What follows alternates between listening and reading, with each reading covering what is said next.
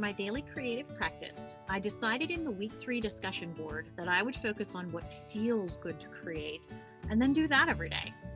Then I read further into the assignment directions. Initially, I found a couple of perceived barriers to completing this assignment. First, the numeric quantity of 5 days straight with 3 pages. I've tried these types of creativity challenges in the past with things such as Inktober. When I missed a day, I quit and I beat myself up for being a big failure. I know, that's harsh, but it's true.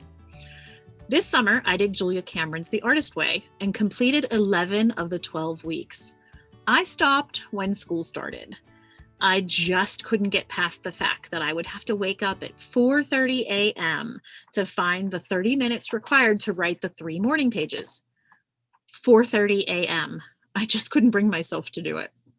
It still bugs me that I got so close, but I didn't finish.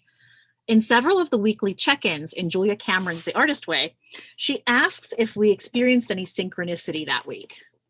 Indeed, I did. In my 7th period today, my independent studies book chat, they're reading Art and Fear by David Bales and Ted Orlando. One of them brought up this quote. It's on page 85. And it says, "The chances are, statistically speaking, that if you're an artist, you're also a student." That says something very encouraging about the desire to learn art and something very ominous about the attrition rate of those who try. There is, after all, a deadly corollary. Most people stop making art when they stop being students.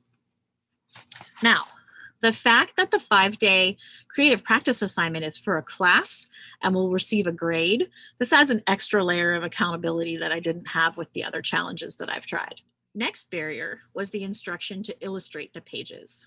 I visualized drawings, like observational drawings from classical art training with realism, or some of the posts I see on Instagram accounts, and I couldn't see myself being able to complete something like that. Ironically, some of those Instagram artists post for accountability. I got into my own head, and I got into my own way before I even started. Thankfully, there was something about the numeric constraints and my previous experience and those rubric statements of surpasses assignment requirements and construction of new meanings that whispered to me, rebel. Rebel against all of the crazy self-talk that made me quit so many times before. This assignment was as much about creative time management and creatively managing my inner critic as it was about the creative process itself, the creative practice itself.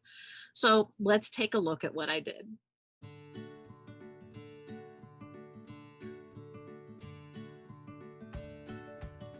Each day's creative practice session was approached from a mindset of play.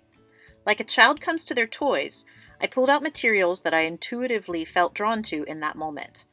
I love watercolors, and I spent a day playing with them on a variety of papers. At the end of the session, I dumped my brush cleaning water into a butcher tray and dunked some of the papers in it and let it evaporate for a few days. Next, I used some Posca markers.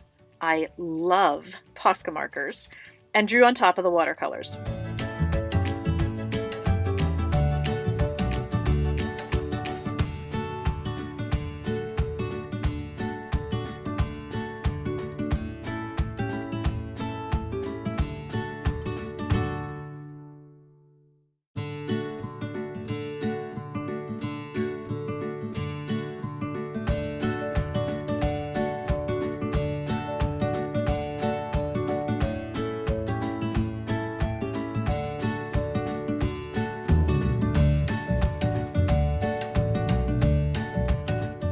I played around with adding some colorful backgrounds and shapes to the pages of a new sketchbook I had sitting around empty for a while.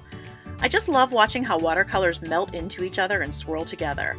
With all the reading I've been doing for the class, words and quotes are swimming in my head, so I added a few from class and a few more that I found on Pinterest. I also played around with some new Inkjoy pens swatching the colors and then drawing with them.